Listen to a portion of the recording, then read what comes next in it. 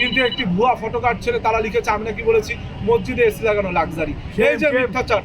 আমার মসজিদ ছিল, মসজিদের ভিতর ফ্যান ছিল, সেখানে এসি লাগানো, এটা আমার কাছে লাক্সারি। তো কয়েকদিন আগে আমি বলেছিলাম যে ডাকসু ভবনে ফ্যান ছিল, আমাদের মসজিদেও এসি ফ্যান ছিল, কিন্তু আমাদের নারী শিক্ষার্থীদের হলগুলোতে ফ্যান ছিল না, বা অনেক হলে ফ্যান আছে সেই ফ্যানগুলো অবস্থা নাজুক।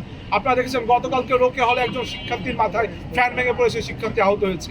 আমি সেই প্রসঙ্গে বলেছিলাম যে নারী শিক্ষার্থীদের হলে ফ্যান নেই বা ফ্যানের অবস্থা নাজুক, সেখানে ফ্যান লাগানোটা নেসেসিটি, কিন্তু আমার যেখানে ফ্যান আছে ডাকসু ভবনে সেখানে এসি লাগানোটা আমি বলেছিলাম লাক্সারি।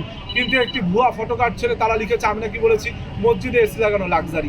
এই যে মিথ্যাচার, এই যে ভণ্ডামি, এই যে প্রতারণা, এই বিচার আমি ঢাকা বিশ্ববিদ্যালয়ের শিক্ষার্থীদের কাছে দিলাম এবং আমার বিশ্বাস আগামী দিনের ছাত্র সংসদ যে নির্বাচন হবে সেখানে ইনশাআল্লাহ বাংলাদেশের ঢাকা বিশ্ববিদ্যালয়ের যে শিক্ষার্থীরা রয়েছে তারা ব্যালটের মাধ্যমে এই যে যারা মুনাফিক, যারা কপটতা করেছে, যারা প্রতারক, যারা মুখে বলে এক করেছে আর এক, যারা বলেছিল কোনো মাদার অর্গানাইজেশন তাদের নেই, কোনো মাদার অর্গানাইজেশনে প্রচারণা যাবে না, কিন্তু তারা দেখেছেন এই ক্যাম্পাসকে ভূমিকম্পের দোহাই দিয়ে বন্ধ রেখে তারা কিন্তু বিভিন্ন জায়গায় হেলিকপ্টার যোগে জামাতের এমপি প্রার্থীদের পক্ষে প্রচারণা চালিয়েছে। আরেকটি দুঃখের বিষয়, এই ডাকসুর তথাকথিত ভিপি সাদিক কায়েম গতকালকে আদ্দিন হসপিটাল নিয়ে একটি বক্তব্য দিয়েছে, স্ট্যাটাস দিয়েছে।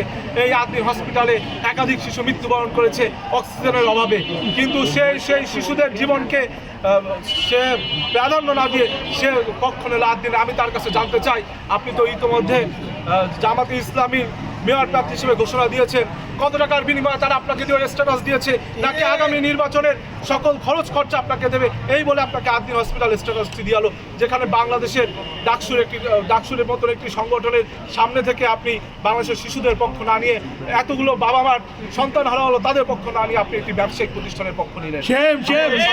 ধন্যবাদ জানাচ্ছি এবং আমরা ইসলামী ছাত্র শিবিরকে বলতে চাই, তাদের যেমন জামাত শিবিরকে বলতে চাই, মাপ পেয়েছেন কিন্তু 2026 সালে বারবার অন্যায় করবেন, মাপ চাইবেন না, আপনারা কিন্তু আর রেহাই পাবেন না, কিন্তু আপনাদের রেড কার্ড দেখাবে। আজকের মতো এখানেই শেষ করছি।